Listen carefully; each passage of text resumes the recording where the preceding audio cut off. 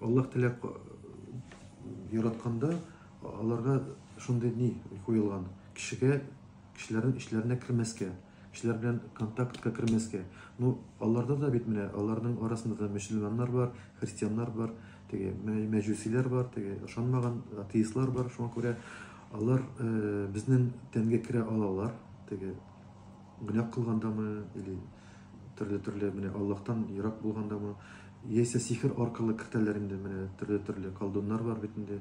Үкенечкә каршы менә соңгы елларда бу артып бара. Бу безнең практикадан без беләбез. Һәм эш көрәшчеләр белән дә мин теге илемдә дә бит инде соңгы елларда бу бик артып бара. И кайбер кешеләр белмиләр, аңламыйлар, что менә бу әйберне бик каты ярамый эшләргә, шунлар белән ишетергә ярамый. Һәм инде икенче як нәрсә без белмибез, менә бу сихерләр кергән саен, күстүйләр керсәме, аларны чыгармасаң, ул зур авыруларга әверелә.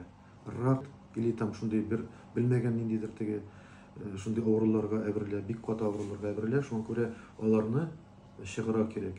Үз вакытында специально теге төрле колдуннарга, әбиләргә кирәкми йөрергә.